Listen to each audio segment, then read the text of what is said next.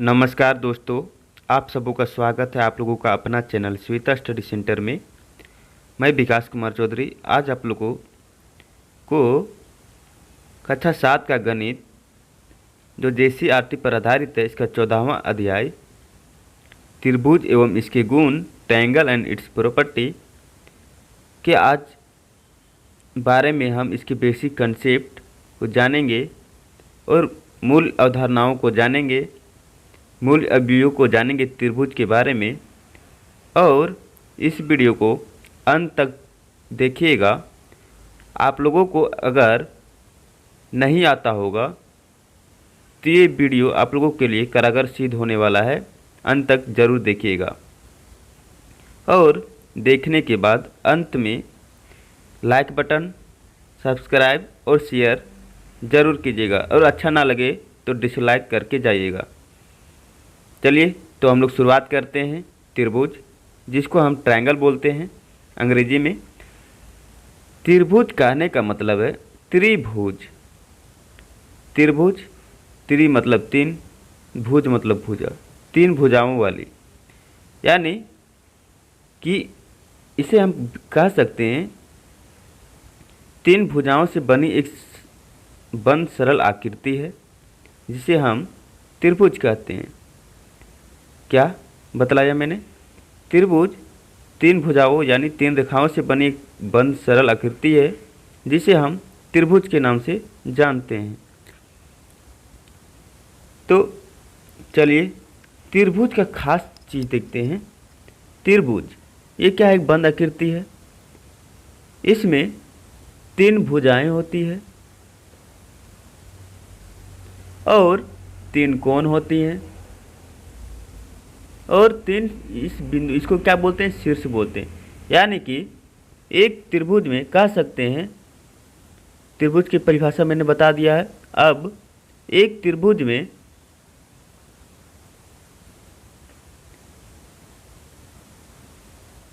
तीन शीर्ष, तीन भुजाएं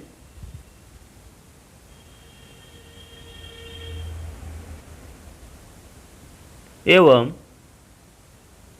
तीन कोण होते हैं तो उसे हम क्या कहेंगे? त्रिभुज कहेंगे। और एक फैक्ट,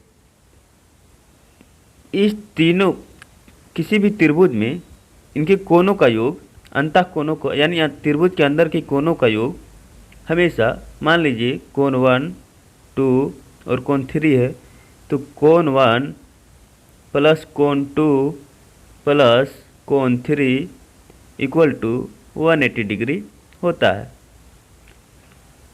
ये हम लोगों को ध्यान देना है।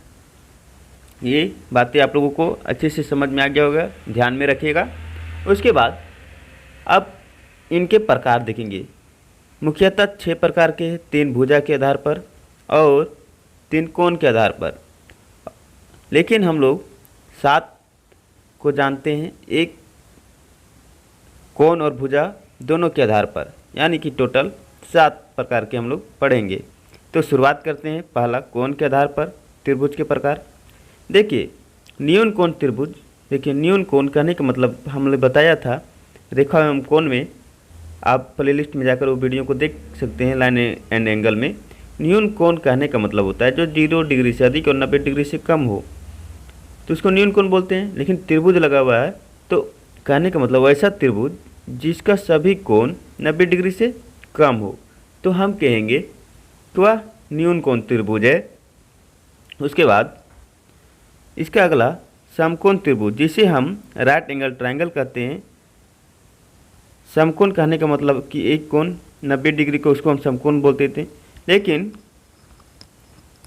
किसी भी त्रिभुज में एक कोण 90 डिग्री का हो तो हम कहेंगे कि वह समकोण त्रिभुज है। तो आप आकृति में भी देख सकते हैं। उसके बाद अधिक कोण त्रिभुज। अधिक कोण हमने बताया था जो 90 डिग्री से कम हो परंतु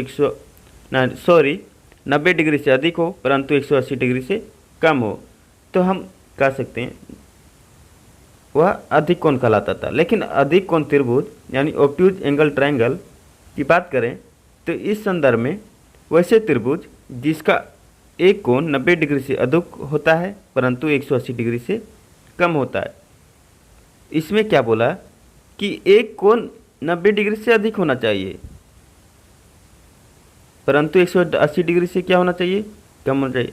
अगर 180 डिग्री से अधिक हो जाएगा तो त्रिभुज बनेगा ही नहीं, क्योंकि हम जानते हैं किसी भी त्रिभुज में उसके कोणों का योग 180 डिग्री ही होता है, और 180 के बराबर या 180 डिग्री से अधिक हो जाएगा तो कहाँ से बनेगा, त्रिभुज का निर्माण करेगा ही नहीं।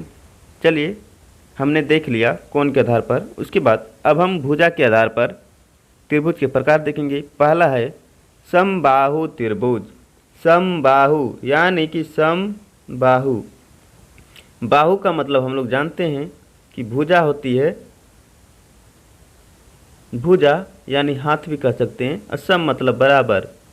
वैसे त्रिभुज जिसकी सभी भुजा बराबर हो उसे हम समबाहु त्रिभुज कहते हैं। देखिए, ये दो डॉटेड से हम दर्शाए हैं, इसका मतलब है कि ये इसके बराबर और ये तीनों क्या आपस में बराबर है, तो हम कहेंगे कि समबाहु त्रिभुज, यानी तीनों भुजा बराबर हो। कह सकते हैं तीनों भुजा समान हो तो कहेंगे कि किसी भी त्रिभुज का समबाहु त्रिभुज है। यानी कि ये 2 सेंटीमीटर है तो ये भी 2 सेंटीमीटर होना चाहिए, ये भी 2 सेंटीमीटर होना चाहिए, तब भी अगर एक भी अधिक हुआ तो समबाहु त्रिभुज नहीं कहलाएगा। उसके बाद समद्विबाहु त्रिभुज। सम मतलब अभी हमने बताया है, इसको संधि विच्छेद कीजिए। समद्विबाहु, बाहु का मतलब हम लोग जानते हैं, बताया अभी हमने, भुजा। द्वि मतलब 2, सम मतलब बराबर। यानी इसका परिभाषा के तौर पर कहेंगे तो ऐसा त्रिभुज जिसका 2 भुजा बराबर हो तो उसे हम क्या कहेंगे, समद्विबाहु त्रिभुज। यानी कि ये जैसे इस त्रिभुज में ये दोनों भुजा बराबर है तो कहेंगे समद्विबाहु त्रिभुज कहते हैं, है ना। ये समबाहु त्रिभुज है, या कहते हैं या कहेंगे, जो आपको समझ में आए। और इसे हम इंग्लिश में आइसोसेलेस ट्रायंगल भी कहते हैं, ट्राइएंगल, है ना, 3 कोण।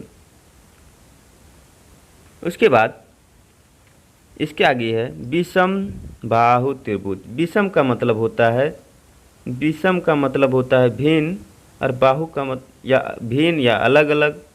भिन्न का मतलब क्या होता है, अलग अलग, है ना, और बाहु का मतलब भुजा। तो ऐसा त्रिभुज जिसकी तीनों भुजा अलग अलग हो या भिन्न भिन्न हो तो उसे हम विषम बाहु त्रिभुज कहेंगे, यानी इंग्लिश में हम स्केलनी ट्रायंगल कहेंगे, है ना। तो ये आप लोगों को समझ में आ गया होगा। देखिए, इस त्रिभुज में ये भुजा कुछ अलग माप की है, ये कुछ और है, इसका माप अलग है। उसके बाद हमने और एक बताया था कि अभी 6 प्रकार का हमने पढ़ लिया। उसके बाद हमने बताया था कि 7 प्रकार की भी होती है, एक दोनों के आधार पर होता है, जिसको हम विशेष प्रकार के त्रिभुज बोलते हैं, यानी समद्विबाहु समकोण त्रिभुज। यानी समद्विबाहु का मतलब तो आप लोग जान रहे हैं, जिसके 2 भुजा बराबर है और समकोण भी है। तो ऐसा त्रिभुज जो जिसके 2 भुज आपस में बराबर भी हो और एक कोण समकोण यानी 90 डिग्री का हो तो हम कहेंगे कि समद्विबाहु समकोण त्रिभुज है, यानी आइसोसेलेस राइट एंगल ट्रायंगल है। उसके बाद कुछ महत्वपूर्ण बिंदुओं को भी ध्यान देंगे। तो क्या है महत्वपूर्ण बिंदु? समबाहु त्रिभुज का प्रत्येक कोण बराबर होते हैं, अर्थात 60 डिग्री का होता है। अभी हमने बताया अगर समबाहु त्रिभुज है तो क्या होगा, उसके कोण भी बराबर होंगे, 60 डिग्री के होंगे। क्यों 60 डिग्री के होंगे? क्योंकि अगर ये जिस माप पे मिल रहा है यानी कि सभी का जगह बराबर होना चाहिए। और टोटल त्रिभुज का जो कोणों का योग होता है 180 डिग्री, उसको 3 भागों में बांटेंगे तो 60-60 आएगा। तो ये समझ गए होंगे। उसके बाद समद्विबाहु त्रिभुज के आधार पर बना कोण समान होता है। तो देखिए ये दोनों भुजा बराबर है, यहाँ का कोण और ये कोण आधार किसको बोलते हैं? इसी को बोलेंगे जहाँ पे वे पड़े हैं। इस कोण एक दूसरे के क्या होंगे? बराबर होंगे। उसके बाद समद्विबाहु समकोण त्रिभुज में समकोण को छोड़कर अन्य 2 कोण 45 डिग्री का होता है। ये भी बात सही है। यहाँ पे 90 डिग्री है बचा कितना 90 डिग्री, क्योंकि टोटल 180 डिग्री का होना चाहिए, यानी कि यहाँ भी 45 डिग्री और यहाँ 45 डिग्री। तो समद्विबाहु समकोण त्रिभुज में भी अन्य दो कोण जो होता है, एक कोण 90 डिग्री का, तो दो अन्य कोण कितने कितने के होंगे 45 डिग्री का। समद्विबाहु समकोण त्रिभुज में समकोण के सामने त्रिभुज के की भुजा की लंबाई सबसे अधिक होती है। इस क्या बोला, समद्विबाहु समकोण त्रिभुज में समकोण के सामने, समद्विबाहु समकोण त्रिभुज जो देख रहे हैं, इसके सामने, इस कोण के सामने के जो भुजा क्या है, बराबर है। बराबर है नहीं, ये बड़ा है, यही तो बोल रहा है प्रश्न में कि भुजा की लंबाई सबसे अधिक होती है। विषमबाहु त्रिभुज के तीनों कोण अलग अलग माप के होते हैं, ये भी हमने बता दिया, क्योंकि भुजा अलग अलग है तो अलग अलग कोण बनाएंगे।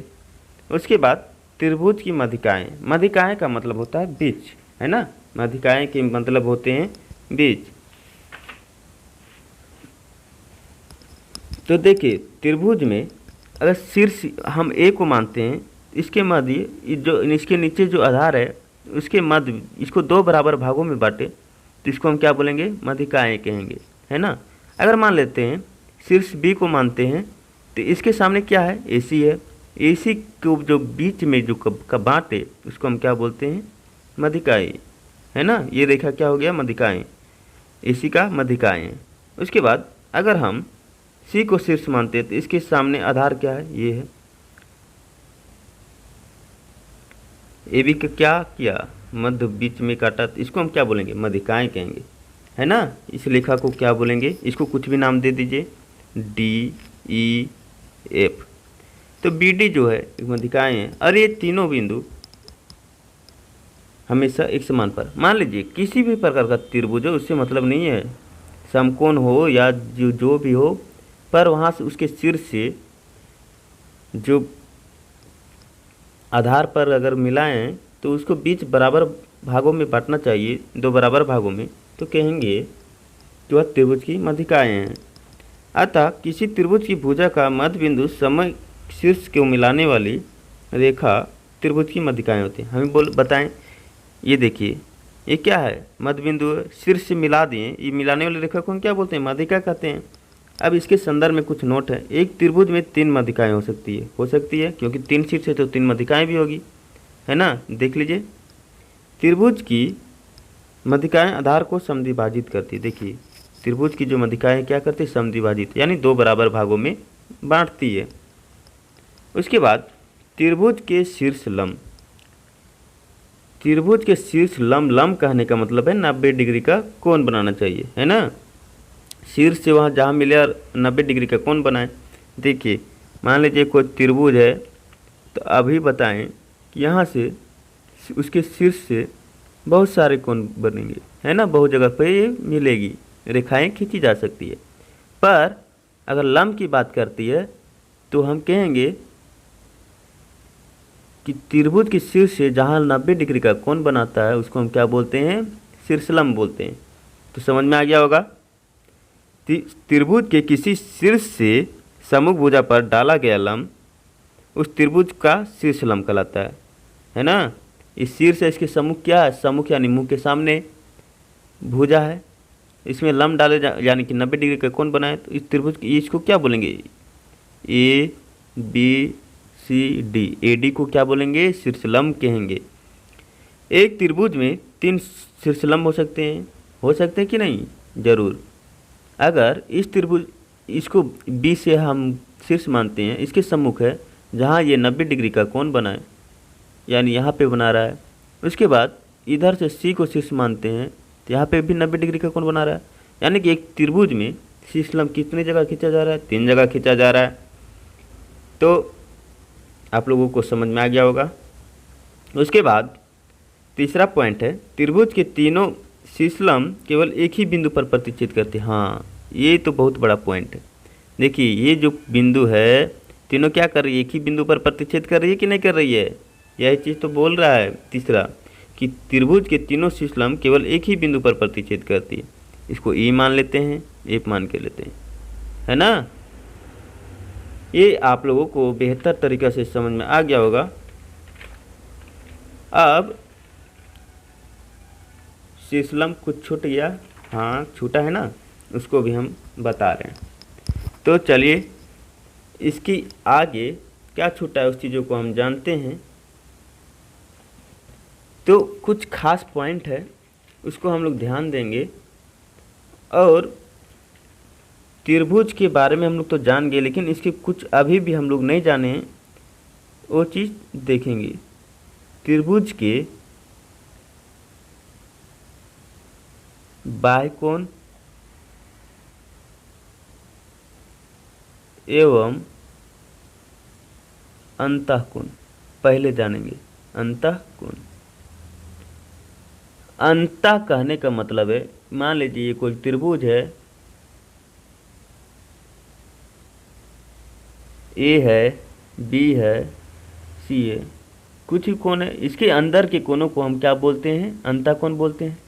अगर मान लीजिए इस रेखा को BC को सीधा इधर आगे बढ़ा देते हैं, तो ये जो कोण बन रहा है इसको हम क्या बोलेंगे? बाह्यकोण बोलेंगे। क्या बोलेंगे? बाह्यकोण बोलेंगे।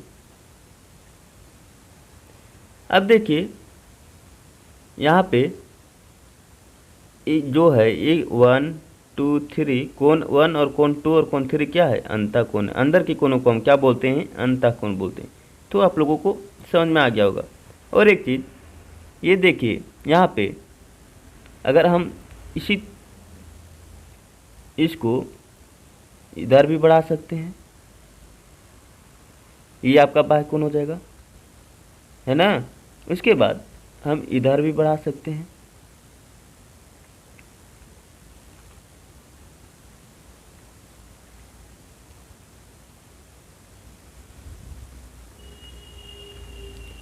या तो फिर हम इधर भी बना सकते हैं। ये सब क्या है?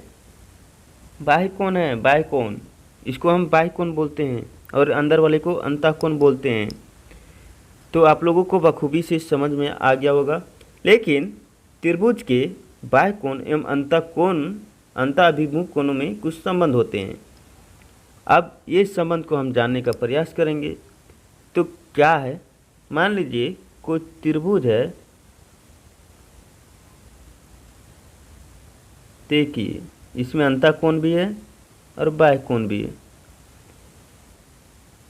ये 45 डिग्री है, ये 100 डिग्री है,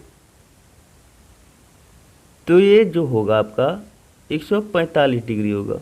कहने का मतलब है कि जो आपके बाह्यकोण है उसके इसके सम्मुख दोनों अंतःकोण अभिमुख, अंतःकोणों का अभिमुख इसके मुंह के सामने अंतःकोणों का योग कितना होता है? बराबर होता है ना। दोनों अंतःकोणों को जोड़ दें तो ये बाह्यकोण के बराबर होगा। तो हम कह सकते हैं कि अंतःकोणों के योगफल के बराबर बाह्यकोण होते हैं। अब ये कैसे? तो देखिए इसी चीज़ को हम दर्शाते हैं और देखते हैं, सीखते हैं। ये हमने कर दी भैया।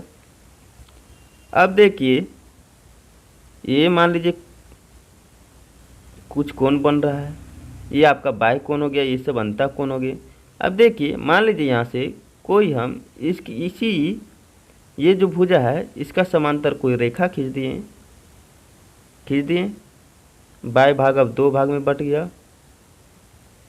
अब बताइए कि ये जो कोण है इस लाइन का क्या है? एकांतर कोण है, यानी कि ये कोण 100 डिग्री है तो ये भी 100 डिग्री हो जाएगा, होगा ना। और एक चीज़, ये अगर आपका 45 डिग्री है, सॉरी हाँ सही है, पर फिर से देखिएगा, ये अगर आपका 100 डिग्री है तो ये भी 100 डिग्री हो जाएगा। क्यों? कि एकांतर कोण हमेशा क्या होते हैं? बराबर होते हैं। ये हमने लाइन एंड एंगल में पढ़ चुका है। उसके बाद ये देखिए एक रेखा है, ये दोनों एक दूसरे का क्या है? समांतर है। नाम लिख दें, ABCD, है ना। AB और CD क्या है? दोनों समांतर रेखा है।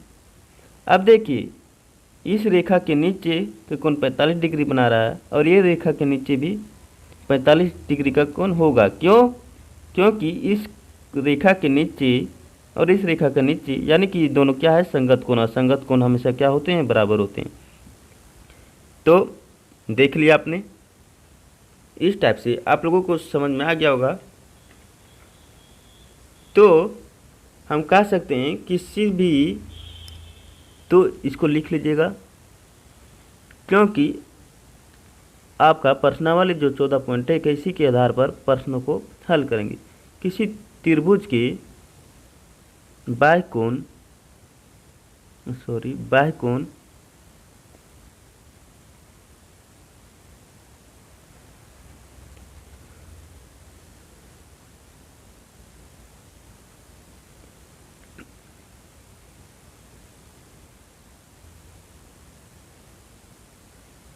अंतः अभिमुख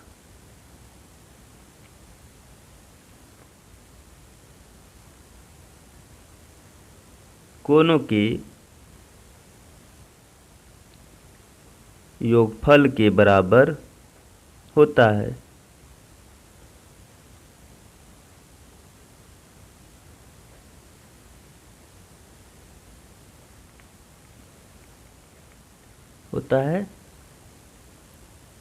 ये बहुत इम्पोर्टेंट फैक्ट है।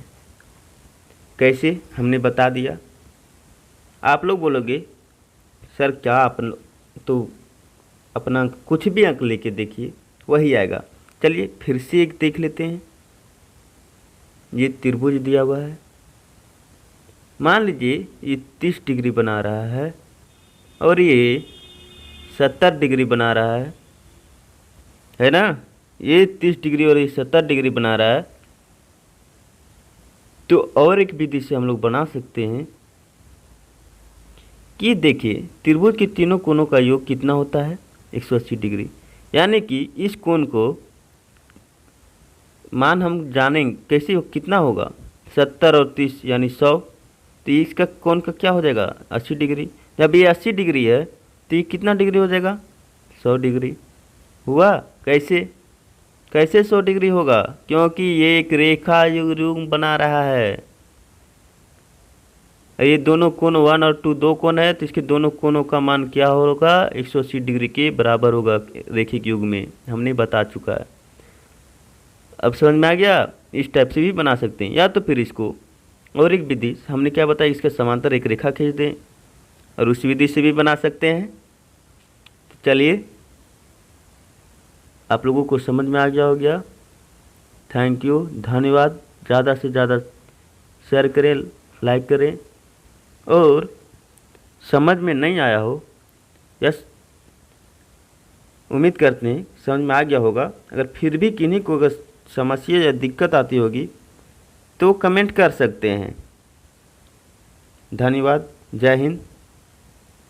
और आप लोगों को अगली वीडियो में मिलते हैं प्रश्नावली 14.1 के साथ।